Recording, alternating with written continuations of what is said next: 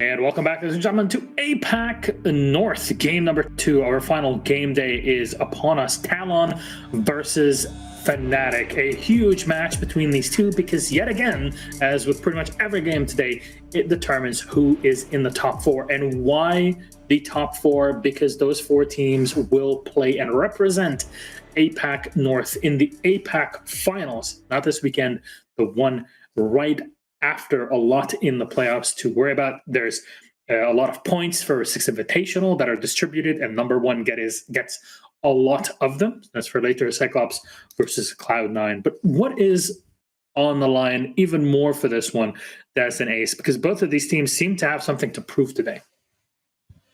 Ace, I've known you've done your research on standings a hell of a lot, so if you want to take this, buddy, I'll let you shine. Go for it. Well, at this point in time, obviously, Damwon are out of the running. We know that they needed all 3 points. So what it does do for FNATIC and TALON is it gives them both a bit of a boost here, because whichever one can come away with a win should then be going through in the playoffs. It's just going to come down to whether the other one can battle it out with guts. It depends exactly how the match ends up. If we have a quick look at the standings, you've got FNATIC on 8, TALON on 9, Guts on 10. So for argument's sake, an overtime win for FNATIC would leave them on 10. It'd leave TALON on 10. If Guts then lose, all 3 are on 10. So we can get into that sort of mix-up in the mid-table still. There's a lot to play for. Both of these teams, they're going to be looking for a clean 3-point win, because if they get a 3-point win cleanly, it means that they are into the playoffs. So there's a lot to play for. Definitely is a lot for this one. So you know what? Let's start talking about these rosters. First up, TALON, our squad that has been performing so much better in 2021 versus 2020. A glow up in APAC North. It is a glow-up, Milosh, but with a cautionary tale. We've seen them struggle against the 2 big boys in the last couple of Playdays. Cyclops and Cloud9 have not been favourable fixtures for TALON, and it's just maybe given us a slightly different view of the team. They've struggled a little bit in parts. Aziz is the top-rated player inside of APAC North at the minute, going extremely well, but just unable to really push the team onto victory in one of those top 2 matchups where I'm sure they'd have been absolutely loving life had they been able to get a win out of it, because it would have been the crowning glory for the stage, surely. It really would have catapulted them towards playoffs, and it would have just been a real line in the sand, a real marker to say that we are here and we are here to compete with the top. But unfortunately, they took tough losses to both of them by 3 rounds both times. So TALON needing to come out today and do a job against what you would argue is the 3rd big team here. We haven't seen it in terms of performance, but FNATIC won't be easy today. Definitely. So let's take a look at FNATIC, though, and talk about a team that has struggled so much in 2020 and 21 early. But last week they showed us, or earlier this week, they showed us that they can really compete and smash through. We heard it from Alfama that today is the big day. They can still make it in playoffs. There must be a lot of pressure on their back, Des. Absolutely. I think from the start of the season, many were starting to count FNATIC out. They were in a spot where the only points they were getting were from overtime losses. They just didn't pick anything up in those first 3 Playdays, and we thought, oh no, it's going to be another really poor start. But Playday 4 onwards, they did start to look really comfortable. They beat CAD quite comfortably on Consulate. They very narrowly lost to Guts, and then absolutely slammed T1 into the dirt 7-0 on Wednesday. The big difference in those games was Mag, although his stats here don't look super impressive, he woke up in those games. We haven't seen him do much all season long. The last couple of games that they've won, he went huge for them. So it's really good to see him making a little bit of difference. Today, we're going to need another one of those resurgence performances, as I'm calling them, from FNATIC, because TALON, dare I say it, are kind of quite predictable results-wise. They are a top 4 team at this point. Whoever walks away the victor here today is pretty much guaranteed to be in top 4. Ace kind of broke down the points already, but for example, if FNATIC win, yes, the 2 teams are tied on 10 points, but of course FNATIC will have won the head-to-head against TALON and therefore take their spot ahead of them. It is tight, but Damwon has kind of given a bit of a blessing over to FNATIC in their result just in that last game. Yeah, given Damwon's loss, yeah, that pretty much sets them. Simplifies things a lot. Yeah, that's very true. And the important thing for today's games is a victory, not overtime victory. So get the 3 points, secure yourself your position so you don't have to worry about leaving your fate in other people's hands. A terrible thing for any team to be tied into. So let's see our head-to-head. Who are the 2 players that you guys selected? One from each one of these 2 teams, FNATIC and TALON, and it's Tex and Canos. Interesting to see them on here. What's the comparison is? Well, we were looking at the the entries and the aggressive roamers for both sides. Tex and Canos fit in the bill, and we've got to say that Tex has been going better so far. Canos struggling a little bit, as you can see, lagging behind in the number of kills. KD still positive, rating above 1, so certainly not a bad performance. 6 opening kills, so he's getting in there and getting the job done. But I think this is one of the areas that Talon could look to just squeeze a little bit more out of and gain themselves the advantage a bit more often. We spoke about them before as well, and about the impact these boys can have. That Aziz was the really big player. You know, the Japanese player for Talon came in huge for them so many times over, and he was the one that we looked to shine. On the other side, for FNATIC, I feel you've got kind of a few factors that can have an impact. You've got Alfama, you've got Tex, you've got Mag now starting to step up as well. There's kind of multiple threats, it feels like, almost on the side of FNATIC that are performing above and beyond everyone that isn't Aziz on the side of Talon. So that to me is kind of the big differential here, is you've got one player who is part of a dominating team and is still performing really well, the other who's kind of lagging behind, where only one other player is having a huge and profound impact. Well, let's see which map we're going to be playing on, because both of these teams seem to be very defensive-sided. They have huge win percentage on their defensive side. And I'll see what it will translate. Chalet, Talon. Wow, that's a cool find. That is actually, as I would say, Chalet is the perfect one to take to now. There's been so much variety on the map, and Talon will start off on the attacking side with FNATIC on defense. Snowmobile has not been touched anywhere in the world, realistically, but what's the take on Chalet? It's going to be a really interesting start because, as we've said, both teams are good defensively, but Chalet has been playing more sort of attacker favoured, exactly, which is a little bit unusual for a new map, as I keep saying. But Talon coming in could have a slight advantage there. And we've got to remember, Milosh, Talon only require a 2-point overtime win as well to guarantee themselves playoffs. They've got that slight advantage over FNATIC. FNATIC need 3 points. Talon, just a win will do. It will put them up there on 11 points, and FNATIC can't get close enough to challenge then. So that is fascinating. If Talon can come out with a big start here, oh boy. I think because the head-to-head takes precedence, like regardless of round difference, even if FNATIC win in overtime, they both sit on 10 points. FNATIC still sit above Talon. So any win, overtime or normal, you sit in 4th place. You want the outright because you might jump over Guts and you haven't got to play Cloud9 in playoffs potentially as one of the first teams due to seeding. So at this point, it's just win and you get there. The one big thing for me, and touching on the whole Snowmobile point, when Talon played this against Dan1 started in round 1 and 3 down there. Talon won it on the attack in the first round, lost it in the third when they came around to attacking it again. So I've seen it a couple of times. We've got Talon to kind of go for evidence. So I think coming in here, FNATIC are saying, hey, no one's seen us here.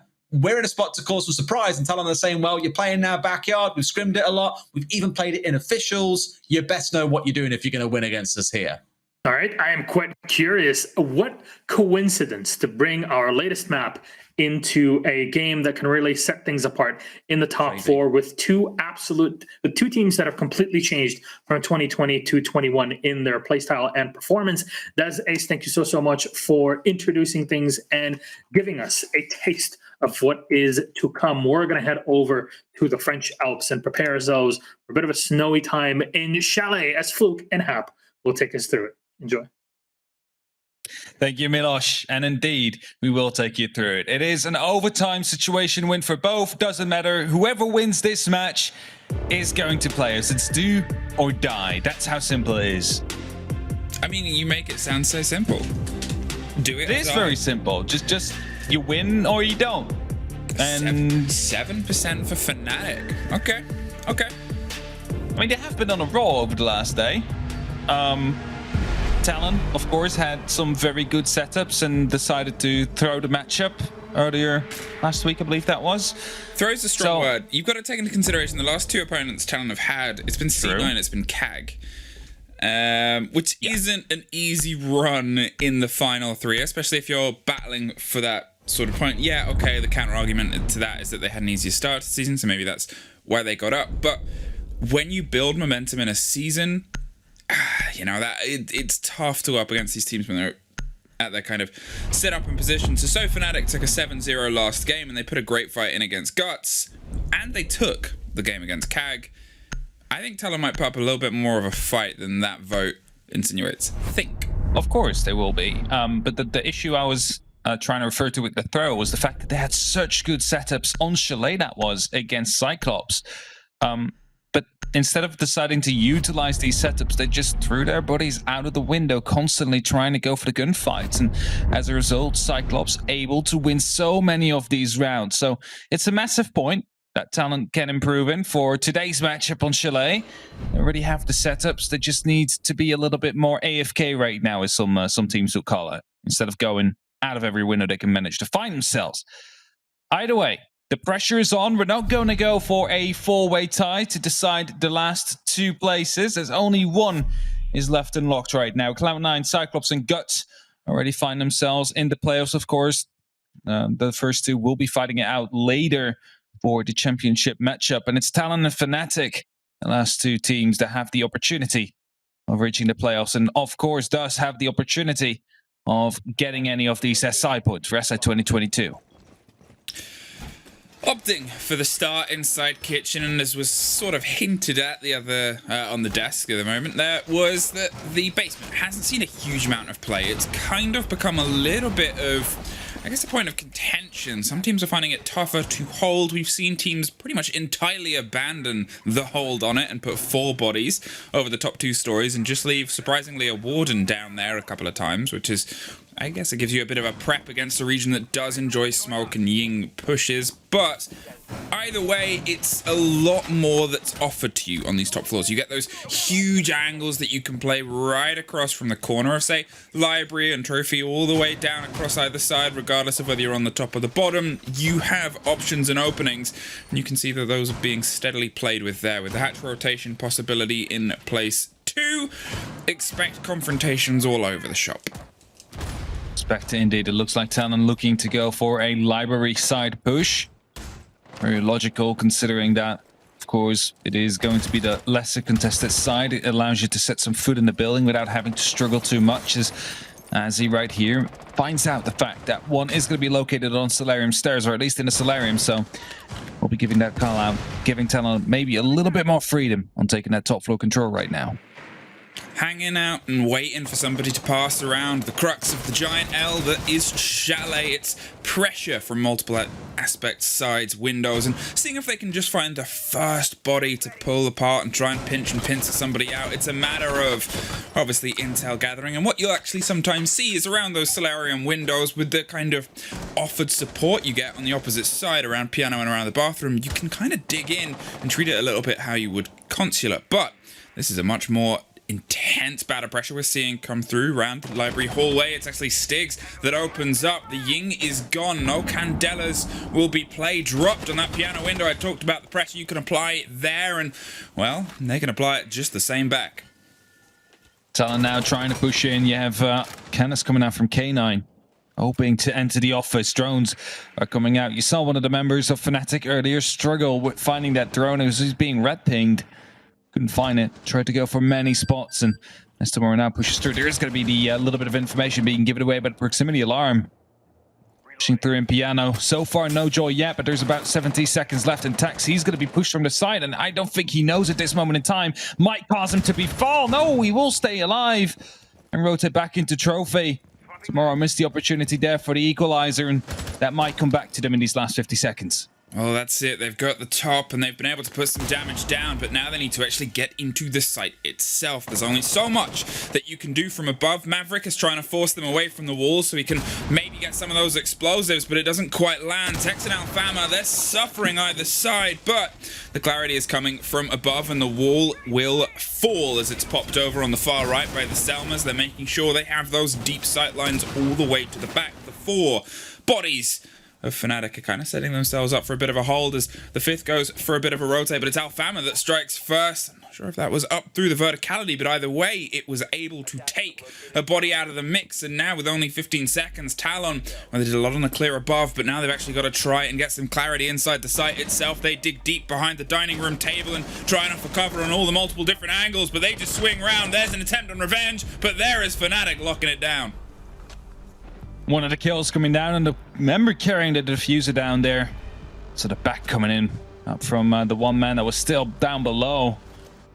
Taking a part there in both those final eliminations that came through, and thus FNATIC, as you see in the live rankings, currently make it up to third. Will be securing themselves a spot, as we mentioned before, in those playoffs. But they need to continue. They need to get those 7 rounds first, and only 6 more to go now between them and a potential playoff spot. Now, in big games like this, when there's so much on the table, caution sometimes becomes a bit of a problem. This is a map where we have statistically so far seen attackers have a pretty good time with it. Able to dispatch a lot of the defenses. Things are still being worked out. It's cheeky angles and holds that aren't quite working. Okay, that's the development of any map that's brought into the pool. But what you're also looking at is teams that know how much they have to play for here. And usually that sort of shakiness on a confidence, that sort of possibility and the weight of how much pressure is usually most seen on a team's attack. It's when they're really trying to drive the pace and set themselves up. If they find themselves second guessing, well, you don't have the support structure of your pre-set up defense to help with that. So I have a feeling whichever team can kind of heat up on their attacks a little bit more and shake those, this is it, this is the game, and this is what gets us to playoffs jitters, we might see a little bit more progress there. So far, FNATIC taking that initiative right here, and it's something we've been mentioning before. So far, the map seems to be going more towards the attackers. However, that doesn't always mean that that is going to be the case. It's still a new map, it's still in development, and that could just as well mean that we're having 2 teams right here, for example, that are feeling way more comfortable on the defense than some of the others would. So we literally won't know until we're literally in the last couple of rounds right here. Yes, so far, good start for FNATIC. They managed to shut them down. Now find themselves in bar. There is not going to be a mirror, as it has been Ben. It's often an operator you see being used for the side pantry room. Able to look inside of course, the bar. Now, instead, we have Alfama now onto the Echo. It's going to be bringing those yokais out, trying to get some information, seeing whether or not the push is coming down from blue, for example, or from the bottom floor, period. As they just keep rotating around, as some shots are being fired, but nothing will be found yet. Steady intel gathering seems to be the MO here, and to be fair, last time the first body was dropped from somebody trying to crouch walk around on the cover. They obviously caught the body on the window holding it before they could pull back, but it was to try and alleviate that Sophia getting in, and well, it seems like they're going with a little bit more pace here as they clear their way across the top, making sure they take it room by room, steady by steady, and now they can start trying to apply that pressure. The box gets opened, and well, Aziz suffers a huge amount down below. Not 100% sure. There looks like there might be a body just off on the top, but it's otherwise still a big danger when you're looking at those Capcan traps. You're looking at obviously Aruni Gates and Frost. It's a worry to approach those with not a full bill of health. There you have it. 2 of the ADS is now got taken out. A grenade will be making sure that the shield will collapse, and that is going to be making it a lot more difficult. Soldier with a beautiful grenade will be landing it right behind Lusty, but Tech still up here, having a shield, but he's missing the shot. Soldier with a double kill, very big. It's going to be the reply sticks coming in. He's going to go for the double. No, Soldier, that will land that triple. And with 60 seconds left right now, there's plenty of time for them to push out for this 1v4. It's only up to Alphanema now. It's an Echo drone, and well, no Echoes home. That was pacey from Talon. They knew what they wanted to take, and they found themselves setting up pretty stoically together. The difference here between the round that they played in the opener was that it was it. They were together. That was the big difference. They dedicated themselves to taking control of box, setting their sights directly onto that first shield on the top of those stairs at the back, then rotating around to get that body inside library as well. It was kind of step by step instead of caution. And, well, the pressure was a little bit too much for FNATIC, who are going to head over to the master bedroom instead. Couldn't make the bar stick. Had some great setup there with the grenades. Knew what the setup and the approach of Talon would be in that case, and, well, perfectly got them to fall into their traps. But if a grenade will then be taking care of one of your players onto those back stairs, onto the library stairs, a Soldier just going insane, winning the gunfight against another shield right after, well, in that moment in time, only Talon was going to be picking up that win right there. Very well executed, very well taken care of the power position set up by FNATIC. Thus, they will now be forced to rotate around. Of course, not due to a round win, but due to the massive fill they have just, well, went through. As only Alpha Male was left in a 1v4 situation, not really ideal. Going for the extension, the use of the castles there to make sure that they have some eyes around the bathroom. We talked about how solid a position that can be and how important it can be to a lot of teams' holds. And, you know, it's something where you sort of keep that mobility around the backside of the site, and the danger is a lot tougher to put on to that location in the place. But obviously, if a team gets laser focused on that site, and we've already seen how talented Talon can be with those clawed attacks, using utility, using and bouncing those frag grenades around the corners after burning the ADSs, well, might be something that they find themselves setting up to try to take down. A quick pace here onto the Solarium windows, and making sure again they have the lockdown on the movement and the momentum. Tomorrow is flirting with the idea of heading in underneath inside Trophy to potentially push up the stairs, but the angles that have been opened above, well, that puts a little bit of caution to the wind. It does have to be explored first, try and find out whether or not someone is indeed watching. And well, the Cade that is playing close is currently not watching it, but is going to be very well aware of Canis opening up a little bit there. Both just holding off onto each other. Both know that one is on the other side of the rotation. There's Azzy. Gets the opening kill. Will be Sticks that falls. It's a smoke to be gone. 3 smoke canisters no longer available to be used. And as they instantly use an E1D to maybe take some ground. Where did the kill actually come through from the smoke if Azzy is all the way in the basement? CSI medics. Did the kill really happen at all? Is he even dead?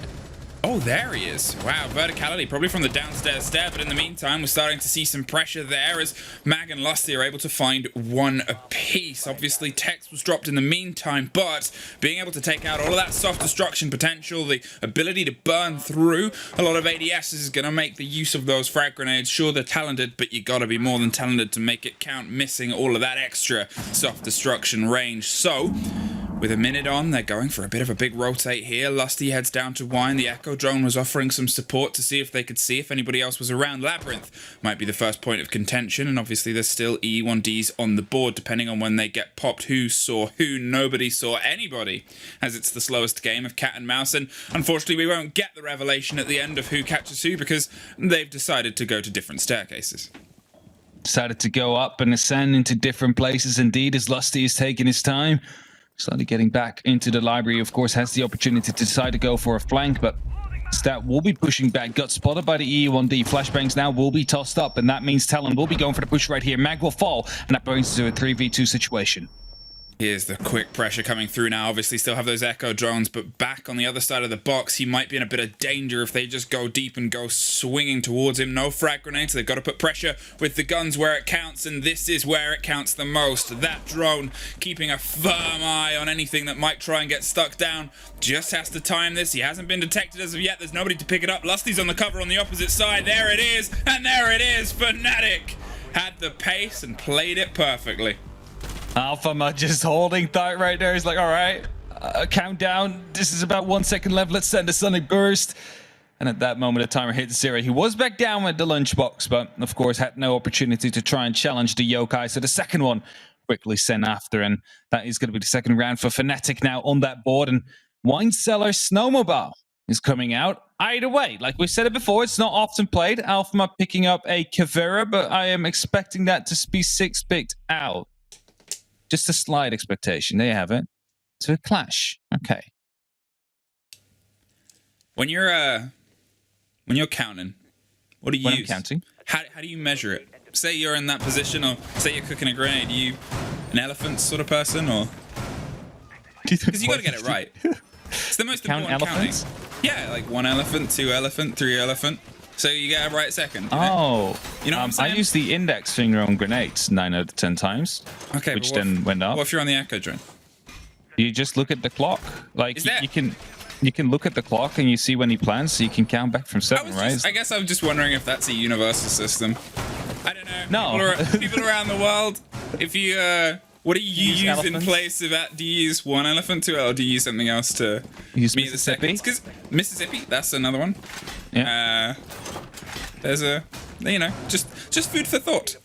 I thought I would throw out there as we find ourselves heading down to snow mode. Whoa, Whale, what's this play? Oh, it's the Clash play that was first. It's gonna AFK again. Yeah, it's you dig in and you stop them being able to pop things through that drone hole. We first saw it played by Giants. The big brain of Gig was able to bring this to the forefront, and then a lot of teams went, oh, I quite like that. Because it stops this. They're trying to find the toe and the angle, but no. He's too busy looking at the wall and he's playing this perfectly. Look at the patience. Severely limits how teams can get in, and they're just trying to pepper everything, but no entry. I don't know if you saw Alfama's face as soon as he went up there. He just made like a nice little flick up to the... He's just AFK now. Yeah, look at that. One hand off the monitor. Doesn't matter. He just has to sit here, keep that laser sight right on that corner of the brick. That's styling on him. You know, that's all he has to do. The mute jammer stops in. As you can see, this is entirely stumped. That push and that attack. So instead, they're going to have to head to the top. Now, I know that when I first started the site of how we've actually seen it played in this region so far is a lot of defense around the rest of the map. And this is probably one of the first times I've seen it played by a team in this region, especially where they've locked themselves down underneath. They've handed over the top two stories, and that can be a bit of a dangerous gambit because of all of this soft above inside the fireplace. The landing, it's dangerous. There's a lot of angles and pinch points that become slightly tougher to hold onto and slightly less accessible for the defense, as well as those hatches that are obviously pretty important to try to crack open now. And with no Kaid on the board, it's just a matter of getting it blown open. Sledge been sitting there really on that drone for 2 minutes, and as soon as he rotates off, you see Alfama instantly deciding to get on the shield, making sure that the main stairs will be taken care of. As right now the breach does, however, come through. Sticks with the entry, though, will be taken down Azzy with the shotgun. It's going to be one that they need, and there's only little time left right now. However, 60 seconds, and well, they will be starting to push down into blue. They'll probably be starting to push down into main as well as they hope to take control. But there is going to be a shield round around the corner, maybe, and also a shotgun waiting. And the question is, are they aware of Sticks' position? Oh, there's one at the back of blue as well. So Sticks is on the close corners, but they have the ability to try and swing for the response and the revenge. There's the drone dropped by the mute jam and then dropped from the opposite side. This draws attention, and that draws a sledge. He almost missed it. He's going for a third, but nobody's come close. Step for step, the blows are happening around the door, but it's a flawless for FNATIC, who locked themselves in and put their third on the board. A living mirror window right here. We sometimes say it about Monty, but right there, the Clash can also be used for it. Double kill coming down from Tex is allowing FNATIC to put their third on the board. And, well, we got to give some respect to Alfama. First, he's playing the Echo, literally just waiting for the right moment. Now he's playing, like, sitting 2 minutes, just watching the roof, having some chill. And then functioning as a living mirror window, basically making sure that FNATIC is going to be able to lock that one off. But that shotgun kill there in blue, that almost got way too close. He missed the first shot. Like the gun barrel looked like it went past Sledge's head. It's like it's through the head already, you know? Like just tried to bayonet him. This is modern warfare. We don't have a bayonet operator yet. Not yet. Imagine though, if it's gonna be like can we Oryx just attach ability knives to Oryx? Yeah. Just cover his front in knives. Have like a little spiky suit on. Balancing team, if you're listening, stop listening. We go back to kitchen. We go back to kitchen. They set themselves up again. Now, if we remember how this hold started, it was FNATIC were able to drop the body on the windows on the attempted early entry and attempted early push. Then it was a quick almost response from Tomorrow. I believe it was creeping across the top as Zafir, but that was so much time Talon had taken out of them by just the play that was going on above. They need to find a little bit more pace if they want to put more pressure onto FNATIC, because sure, it got them that pocket and they were able to open it, but by that time FNATIC had entirely rotated down. I believe there was one body that was playing underneath, but they had the option to rotate back up via the main stairs if they wanted to, or any of the options truly, and they just couldn't find themselves into dining. So it seems like they're going with a little bit more chutzpah this time round, and that's what you need. Pushing through library yet again, as the Electroclaw mag will not be reaching. Well, it will be reaching two, but not the two I think he wants. He wants to get that most left in one as well, but he wants to push it as far towards the right as possible due to potential, I would say, vertical angles to be used. As tomorrow, just saw someone pick up some barbed wire right there. He might be a bit confused about that one. Wow, that's it. And tomorrow's going to try and creep round. This pre-fire is happening around the side of the piano corner. They're still connected onto the bedroom itself, holding the pixel angle and trying to bait FNATIC into making a mistake at this point. Canos setting themselves up on the double window, which is going to force those two bodies to be severely isolated. You can see there's the castle that allows a bit of the rotation, but now with that shield gone around the kitchen as well, that leaves Mag in a very tricky situation to just hold on for as long as possible inside box, buy the defenders as much time as possible, and Stiggs is going to buy him all the support he could need, plays sweet, beautiful music, if that is to kill someone right over the top of the old piano. And now, well, Stiggs is able to double up somewhere else. As he had the opportunity to go for the refrag, but was not ready yet as he was droning out. He's going to be having to try and find himself an entry right now into either piano, library hallway, or maybe even into the bathroom if he's feeling adventurous. Spots out the hat, but he's not going to be able to go for frag yet. And, well, it is actually being held that angle as Canis now will go down. It's Lusty to pick up that kill. He's going to be rotating up onto the stairs in Solarium, hoping to support as Stiggs picks up yet another one. And Labyrinth, well, he wants to take control, but he's the last man standing in the meantime. And it all started out by hunting down Mag early on in the game, and, well, everybody literally fell around him without Mag actually having to do anything. I was going to say, you talk about how much pressure it is saving Private Mag, and, well, luckily for him, the Bright Orange Cavalry showed up and were able to kind of tally-ho themselves either side. And now, well, you're pushing a very tough angle. There's 3 different ways, and an Echo Drone's making their presence known just for the hell of it. 30 seconds and 5 bodies to get through. You have the diffuser, sure, but you probably don't have much time left because he's just round the corner. Stiggs made the triple for the round, and that's the 3rd time he's found himself able to get the entry too. 3rd time for the entry, the 2nd flawless round in a row right here for FNATIC. I like how we're talking about elephants a little bit earlier on, and he's just using the elephant skin. Do you notice? I didn't, but I'm glad you pointed it out. There is. It's just, you know, he's trying to prove a point here. He's using elephants. He's trying to communicate with us. Yeah.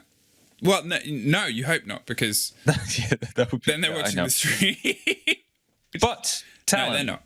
What do they need to do? Because so far, FNATIC is doing very well on their defense. We know, of course, that Talon has very well thought out setups for the defense themselves.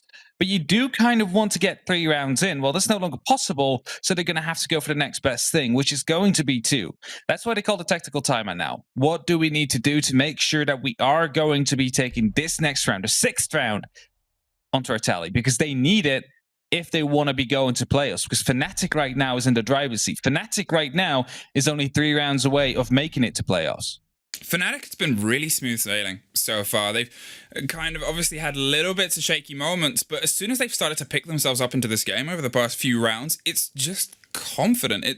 They're kind of rolling into the idea of the defense. They're setting themselves up. They haven't massively been challenged structurally, I would say, over the past few rounds, where they've been able to kind of play themselves in terms of their holds. They've been able to keep themselves very far away from the site for when the damage sort of kicks into gear. It's close shotgun angles at the bottom of blue stairs pushing up around the corner. It's, you know, playing Mag in box with all of that support and then realizing they have the upper hand and then bringing in more support, including Echo Drones. That's confident. And having that going into your attacks, that puts FNATIC in a really good place. Especially if they're going to be able to pick up yet another defensive round here. There will be a 1-5, and surely they will not throw that lead. I know I kind of curse it when I use those cursed words, but it is a setup that we've seen before, actually. We do... Oh, look at that. It's just being so precise with the placement of those electro claws, just pushing them as far off of the wall as possible. Like, I'm not sure if grenades can actually go over that one, but it's, of course, to potentially deny any player from below trying to hit it directly off the wall, because it's going to be like a meter backwards now. So making it a little bit harder for the vertical play to get in. Now then, as they start to apply themselves and as he pushing down on that basement. We are finding someone on that drone. Not able to reply as of yet, and Might be calling out for some help right there for that roam clear. And the pressure's coming a lot quicker, and you wonder what was in that team talk. Obviously, it's one of those moments where, you know, they're looking at their situation. They've played it now, and they've played it earlier, other than a lot of other teams who sometimes find themselves use it on the 5th round, but they know what they need to secure, and, well, that's not the best way to secure it. Canos is dropped. Jurash is gone yet again. Another blow, as that is some big potential utility to pop upwards and really apply pressure towards those holds and locations. They also lost the Zavia quite early. Last time they were doing this push previously as well. They still have her for now, and they at least have Tex too. Bring the body balance back to even split. There's somebody who hot drops out of there. Lusty is making sure they don't get caught unaware. They had their Hatcher rotate, and they were sure to use it. They're pre-placing, but that puts another body up to the air. Where are they? Soldier rotates away just as they come up via main stairs. Yeah, rotates away indeed, and potentially will be thinking about going onto a repel a bit later on, as first using that Gemini, trying to take care of a potential trophy push. Now will be maybe walking up to the stairs, hoping to get some information. Gets the spot out though. C4 will be used, but will not be exploding yet. Oh, had the opportunity there to get the kill down onto Labyrinth, but instead Meg using everything he had to try and rotate back. And this is the shield we've been talking about. This is such a powerful shield and can be used to try and challenge Solarium for oh so long. But there is going to be that one ADS there protecting him from it. He needs to be careful though. If they do take care of the shield, he is guaranteed to be dead, and he is going to be going aggressive. Will be picked up by Azzy, and that is exactly what Talon need.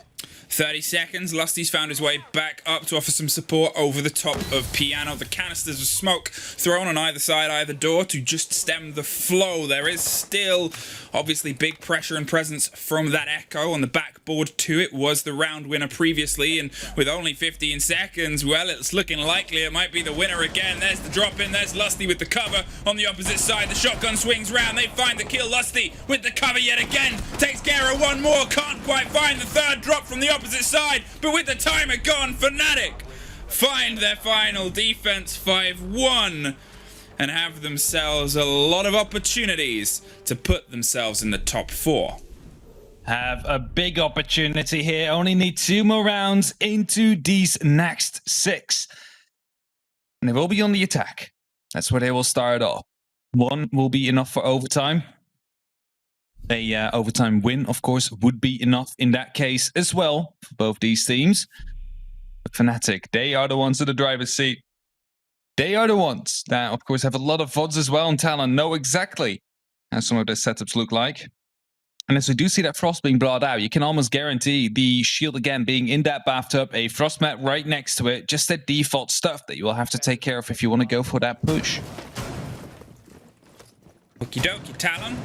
Slightly tumultuous on your attacks. Couldn't quite make things hit the mark. The pressure was good, but sometimes too late. And I guess let's see if FNATIC can be held to the same accord by you and your defenses. Similar setups, as you said. The Frost is the possibility of the pickup in the rotation here. It seems like they're going with a little bit more of the open play. The Melusi's gonna scream as soon as they come round, cavalcading the corner. Again, a very spread out hold. You're curious where she's going to end up and where that other Banshee charge, I mean, it's already been used, so she's just going for a bit of a roam underneath. Might be going for a roam indeed. Putting up some pressure. Of course, has 2 impacts available, making some rotates or just playing in the kitchen dining area, period. Hoping to draw some attention, use the impact grenade to rotate out, and, for example, use the hatch to do so. So there's plenty of opportunity here for Talon. However, they have a little margin for error. That is going to be the big thing of this half. It is FNATIC that is in the driver's seat. It's FNATIC that is currently leading 5-1. As they're taking care of the first castle. Oh, there's a second one. That's very unfortunate for them. They're not going to have the opportunity to look all the way through. Might have to get the Kali repelled up to take care of that one as well. Clever, though. They went for something very pacey. They played a game of risk and reward, hoping they weren't quite in the situation. Canos almost suffered there for being a little bit out of position, but it's Stiggs that gets the opener up high, and they drop one of those connecting bodies without even entering the building. Alfama finds Tomorrow and says, see you later, as he drops them underneath. Melusi attempted a run out from the garage and was suffered because of it. FNATIC, so quick to punish them, and they've barely even got close to the building. Haven't even had to approach it yet. It was just having the opportunity to take them down before actually having to enter due to that run out, for example. Just bait them with a repel if you know they're there. Managed to get that kill, bringing yourselves up to a 3-on-5 situation. And, well, we've seen Talon lose these at the base of time, so it's up to FNATIC right now with these last 90 seconds to take as much control as quickly as possible and set themselves up for success. And APAC's doing exactly that, rappelling up onto that window, hoping to go for a little bit of a bait, maybe. No one is biting as of yet. Of course, already 2 men down. Talon do not want to take too much risk at this very moment in time. However, the shield is still there. 2 ADSs will be supporting it. It will be hard for FNATIC to get rid of that shield.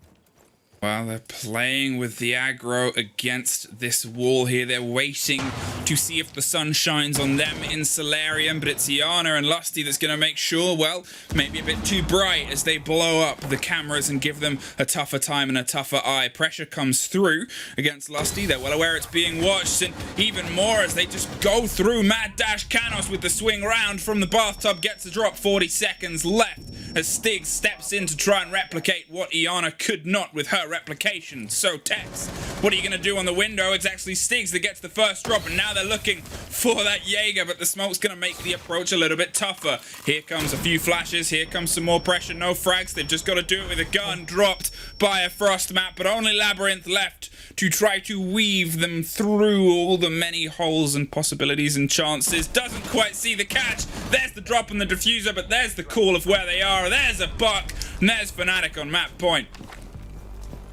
Mag there trying to knife the window as he jumped in, and due to that, had no opportunity of shooting the frost mat. Got down, but in the end, it didn't matter. Managed to find one. Buck instantly sweeping around right there, making sure that there was no way out for the mute. With that, FNATIC find themselves up onto match point, and it's not just 1 match point, Fluke. It is going to be 5 match points, and one of them needs to be used. And if one of them gets used, it is going to be playoffs for FNATIC. And then after such a poor start of the season, where they were constantly at the bottom of the table, and after APAC 2020, of course, not having the best of seasons yet, also just coming shy of majors time and time again, they would finally be making it back. They would finally be making it into the playoffs, having the opportunity to fight for these SI points, like many might have hoped to see at the start of last year. Well, Stigs, gotta kind of put your hands together for the performance you've been able to pull off today. Obviously, 12-3. Yeah, that's pretty good, but you gotta look at how frequently they're able to get themselves in as that opening engagement, that opening bit of pressure. A statistic that has actually kind of stumped FNATIC this season so far. In fact, at the beginning of the Playday, according to CGG, he was the only one with a positive entry rating of +2. Yeah, that's going to go up a little bit today. That is going to go up quite a bit right now, because the 12-on-3 definitely a good showing for him, if not the best we've seen so far throughout this entire stage. And well, Talon, they really must be feeling it right now. They're completely being disassembled by FNATIC, and no matter what they've brought, the entry kills always seem to be sailing into FNATIC's way. And now they need to make sure that they are literally flawless. A overtime win is still enough. It's not like we've seen with Damwon Kia that they needed the full 3 points to be making it into the playoffs. Just beat FNATIC. That's all you're required to do. And the same goes for FNATIC. Just beat Talon. Well, it's been so calm and confident so far, and steady droning is going to make sure they keep up that pace and pressure, not letting Talon have any moments to breathe. Stigs might find yet another entry stat here. Will it go his way? It does, and that is 1 more to add to the tally. 5 times he has been able to get that first kill, only suffering once against it, and only twice have Talon been able to get that entry stat, and that is par for the course for today. I said it might be a close game, but FNATIC, they're making sure it isn't. Look at this quick mid-game read, by the way. They realize the fact that they're not going to be coming down from Solarium. So what the Frost is doing now is quickly relocating that shield. The Jaeger actually relocating those ADS charges just to be ready for the potential Fnatic push to come in. There's 90 seconds left on the clock. They have reused their utility. This might be what they need to win this round. Suddenly, everything has changed on the side. The Fnatic will need to adapt to this yet again with little time left. Well, pressure is coming down into box. As we can hear, they actually spray wildly through the smoke to drop it. Another grenade bounces round, catches none of the utility. It looks like a Selma was able to pop off on one side, with the other getting the double on the straight entry into box. The drones go through, but it's a lot of angles and danger, and well, Talon are making sure that their presence is known, pulling back slowly and steadily to a little bit of a safer angle. Labyrinth has the drop from range, the last standing before, but this could be a big moment. The drone goes round first, though, and it stings! Skeleton keyed his way through the man! Seem to be well aware of the fact that a flank was coming in. Quickly shuts him down, and his text now opens up the window. Is going to be able to find a kill himself as well. Soldier finds a response. Canis will do so as well, and Styx now needs to push in. He needs to clean up. Gets the first, knows where the second is. Is the last man standing. It's Soldier right behind the piano, but it will not last. It's Styx to get the kill. It's FNATIC to go to playoffs yet once again. It's been a while. Throughout the entirety of APAC 2020, they weren't able to make it happen. And now, finally again, they live and they go to playoffs. Everything was orange and black today, and I think it's one of those things where we probably want to fade to black on the sides of Talon. They were outplayed for a game that had the potential to be so close and so intense. Well, I mean, FNATIC overall, they were in control of the pace, but you gotta give credit to Styx for what was a monumental showing when they needed it most. Gonna talk about the confidence as well of just peeking with the skeleton key up onto the main stairs, knowing one was there, and just using the breaching tool to, well, open yourselves up into that round and allow yourselves to just snowball onto the site right after.